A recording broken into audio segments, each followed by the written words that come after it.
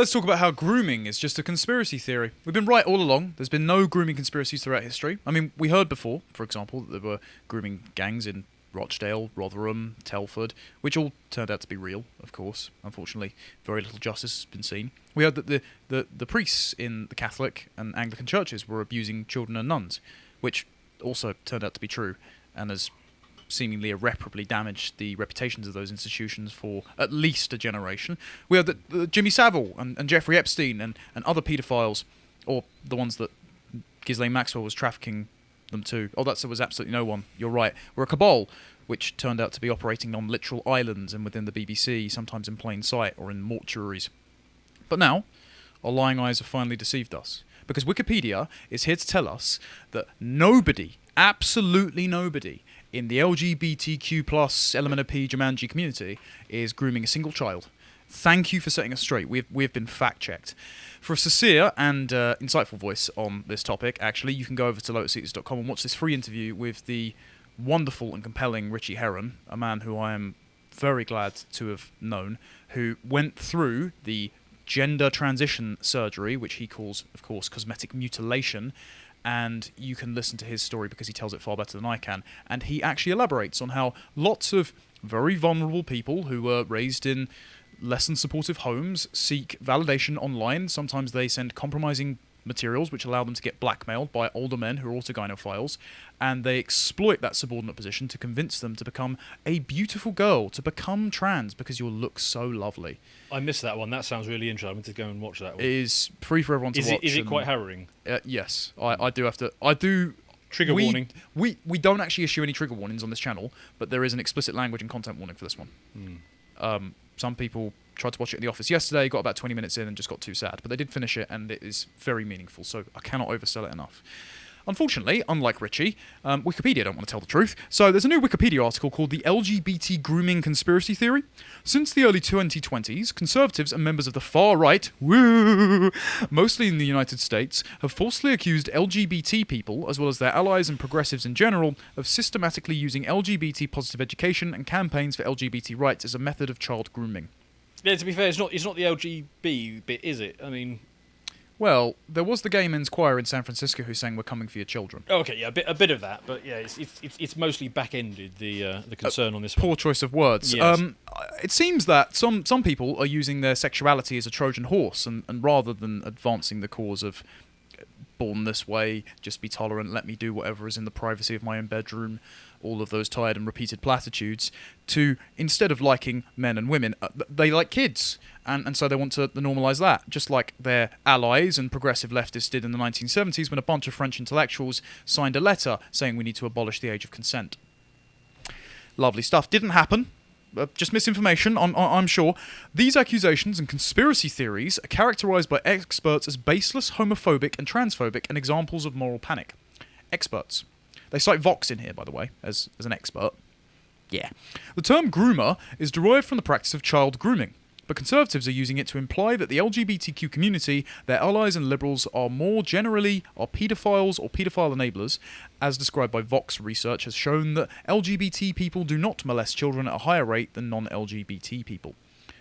I don't think that was necessarily the contention. The contention was more a bit that of a straw man, isn't it? People are using the ideology to get close to children under the guise of inclusive and sex education training, and without supervision of the parents, you are exploiting them because some people do not like men and women, they like kids.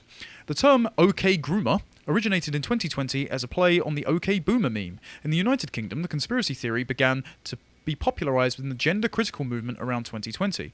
In the United States, see, we started it first. History repeats itself. The popularisation of the term has been linked to Christopher Rufo, who tweeted about winning the language war, as if leftists haven't been trying to do that since the 1960s, or even earlier with Adorno and Horkheimer, utterly demolishing culture, language, and the critical reinterpretation of every text in order to discombobulate by winning you. the language war, we mean sort of basically legislating to criminalise people who don't talk the way they want them to talk. Yeah, but Christopher Rufo said that, which means that basically he's on the defensive. Rather than allowing the progressives to dictate the terms of the argument, he just means, no, we're not going to give up. We're not going to acquiesce the language to you so you can redefine it as you see fit and normalise your fetishes. No, we're going to reframe the argument so that it exposes you for what you are. You're not a minor attractive person, you're a nonce. James Lindsay in August 2021 also jumped on this. Following the We Spa controversy in July 2021, Julia Serrano noted a rise in false accusations of grooming directed towards transgender people, saying that it appeared as if there was a movement to, quote, lay the foundation for just smearing all trans people as child sexual predators. Why don't we check out Wikipedia's own page on We Spa, shall we? Because was We Spa a false instance of LGBT grooming? Was that the one where this biological male was strutting Yeah, up and just down the women's changing room in front of of little girls with children. his tackle out? Yeah, well, Right. that biological male, sorry, that brave trans woman, we misspoke, YouTube, don't ban us. On August 30th, 2021, an individual commonly reported to be a transgender woman was charged with indecent exposure relating to the alleged incident after 4 women and 1 minor girl filed police reports in July. The suspect had been previously convicted of indecent exposure in 2002 and 2003, being obliged to register as a sex offender since 2006, and convicted for failing to register in 2008. The suspect is awaiting trial on 7 counts of indecent exposure, according to court documents from 2019. The suspect has denied guilt, claiming harassment over being trans. And the funny thing is, you're getting this conspiracy theory that Wikipedia tells us doesn't exist off of From Wikipedia.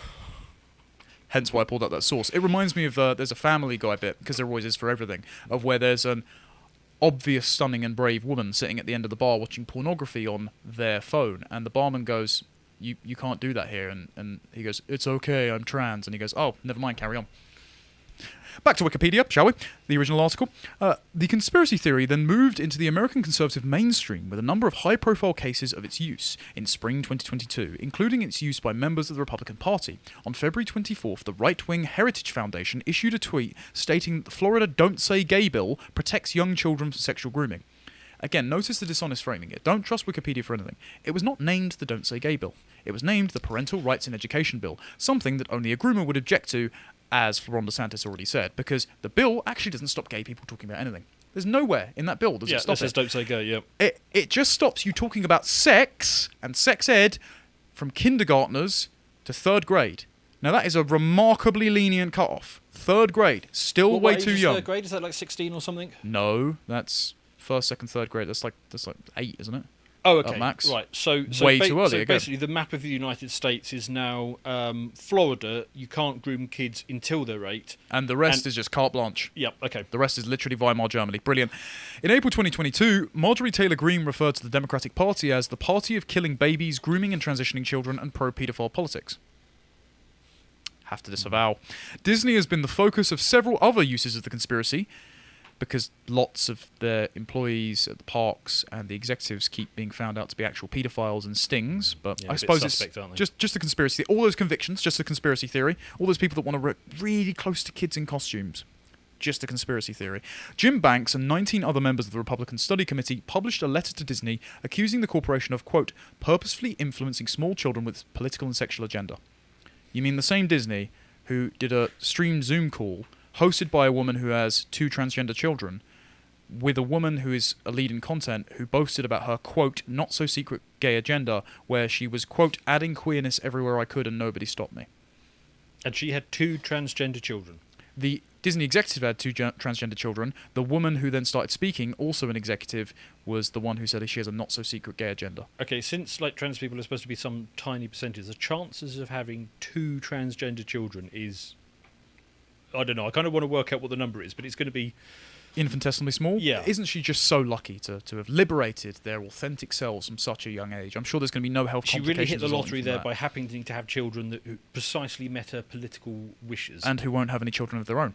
Oh. Since then, numerous right-wing pundits have described the behaviour of parents and teachers who support minors in their transgender identities as grooming, and the term groomer has widely been used by conservative media, and politicians who want to denounce the LGBTQ community and its allies by implying that they are paedophiles or paedophile enablers. Well, they certainly can't write or spell because there's no punctuation in this. In April 2022, the left-leaning media watchdog Media Matters, dirty smear merchants, published a study stating that within a 3-week period spanning from March 17th to April 6th, Fox News ran 170 segments on trans people, throughout which the network repeatedly invoked the long-debunked myth that trans people pose a threat to minors and seek to groom them. Well, you certainly gave them a lot of cannon fodder for the segments, didn't you? Anyway, since 2019, protesters have targeted drag queen story hour events at public facilities and private venues. Appearing on Fox News, Chris Rufo characterised child-friendly drag oxymoron we'll get into in a bit, as an attempt to, quote, sexualize children, quote, subvert the middle-class family, hang on to that part, and, quote, eliminate what they call the sexual hierarchy in favour of creating a sexual connection between adult and child. Now, I wonder where he got that idea from.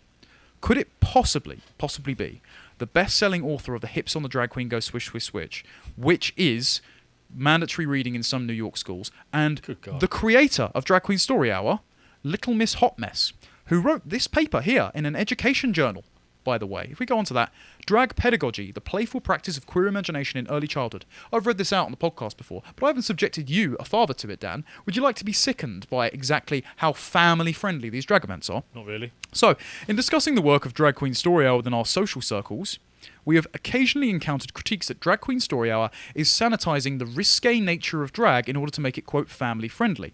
We do not share this pessimistic view. Queer world-making, including political organising, has long been a project driven by desire.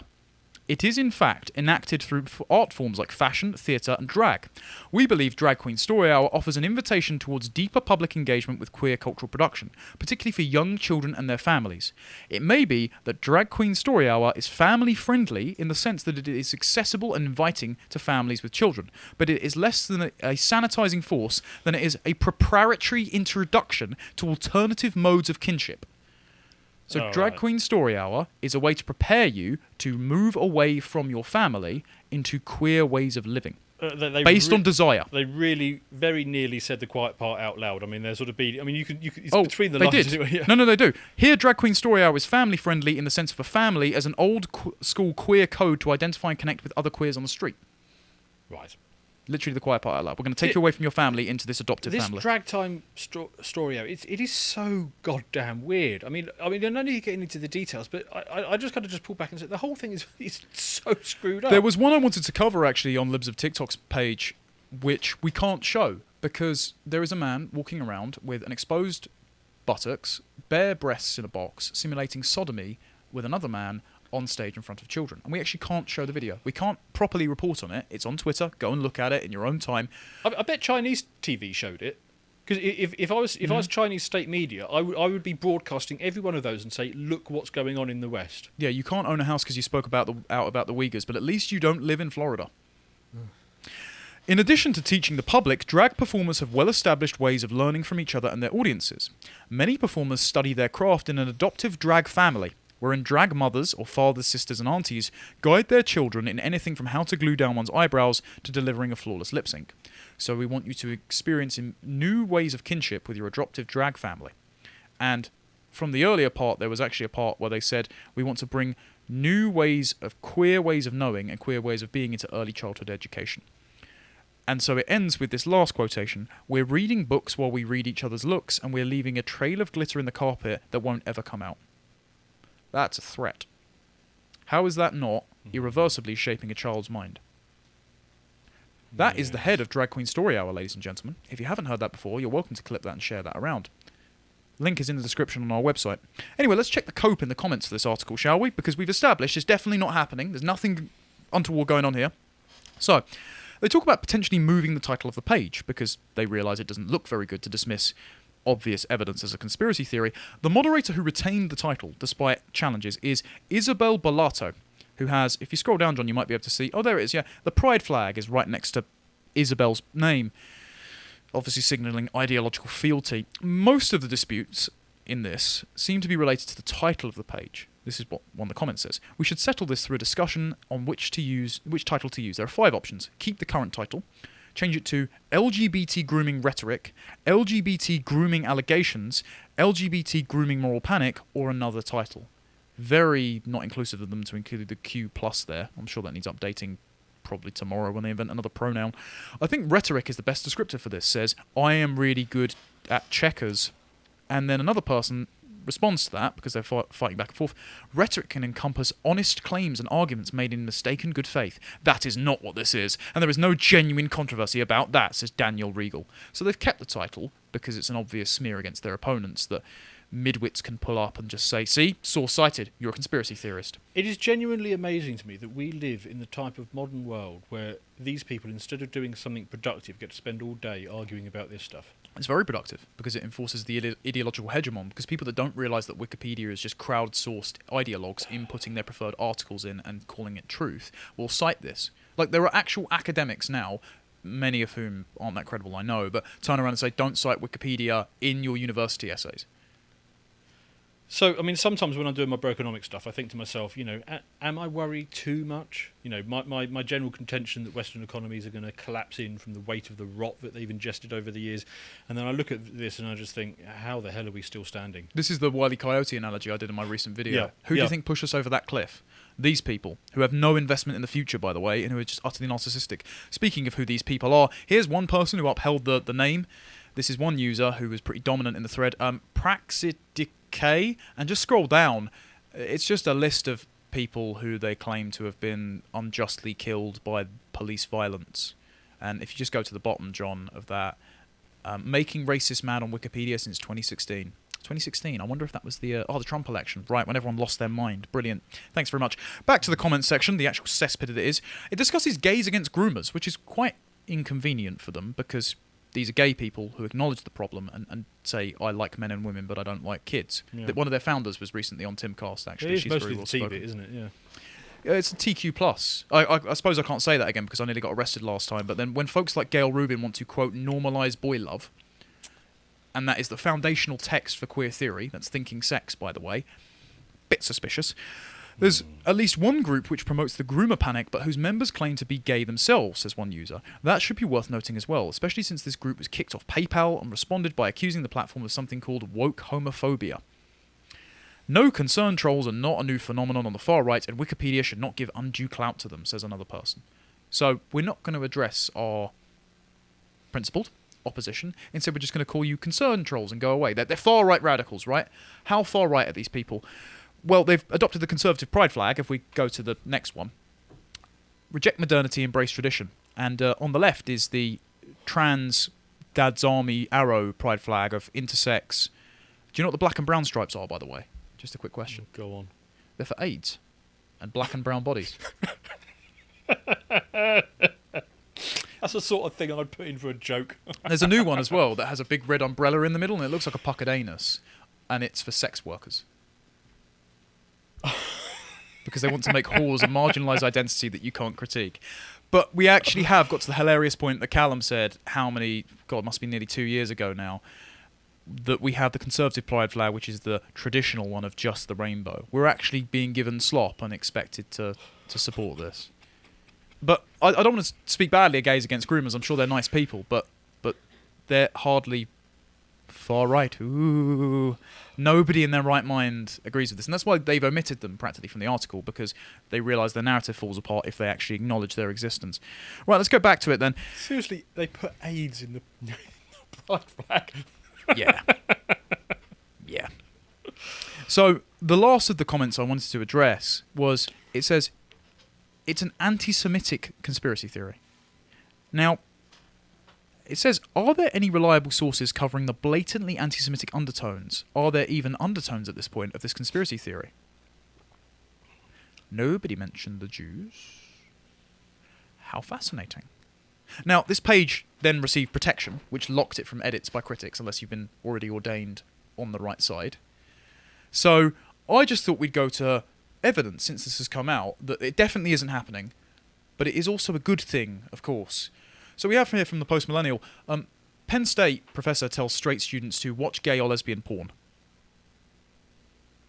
Why could that possibly be?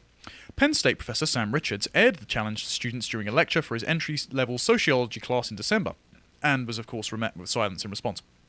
If you're straight, watch gay or lesbian porn and see how quickly you feel aroused, and how you can't control that, Richards reportedly asked in the clip, which was viewed by Fox News. Singling out his male students, especially men, the professor said in the clip, Richards explained, you'll realise that, oh damn, I could be sexualised by people who are like me. The school, meanwhile, is standing by its staffers' statements, telling the Daily Mail that academic freedom for faculty is necessary to achieve critical thinking and discussion within its student body. He said that out loud. Yeah. He's a tenured academic. It's literally a weird sex cult where they want to normalise their fetishes by gaslighting you He into told social his students a conformity. lot more about him than he was trying to tell his students about anything else. Because he's trying to sleep with the students. Yeah, especially the men ones from the sound of it. Well, yeah, because otherwise he wouldn't be in the LGBT acronym, would he? Unless he's just ticking by and hoping they don't check on the diversity form or something, which does work, fellas. I don't endorse lying, but anyway. So next we can go on to this very disturbing thing. There's a PhD student, broken by Colin Boroshenko, in a Zoom call telling autistic children how to masturbate. Definitely not grooming. I will happily talk about masturbation with your autistic child, he says. I've done it many times with many autistic children. It brings me lots of joy. God, he's trying to get the parents in on this? No, he said his parents are his least favourite people. He says, I absolutely love masturbation. It's my favourite topic. Any of my friends will tell you so. He also said porn literacy is important. In general, it means teaching students about ethical porn consumption and where to find ethical porn. What's ethical porn? Is that when you don't choke them?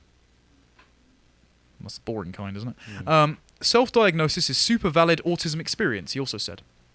So he's literally defined himself as marginalised category, right, in order to get himself a job to talk about other autistic children who are easily manipulatable, especially if they're feeling social pressure and don't know they're autistic, about how to rub one out. And he's also telling them they all might be trans.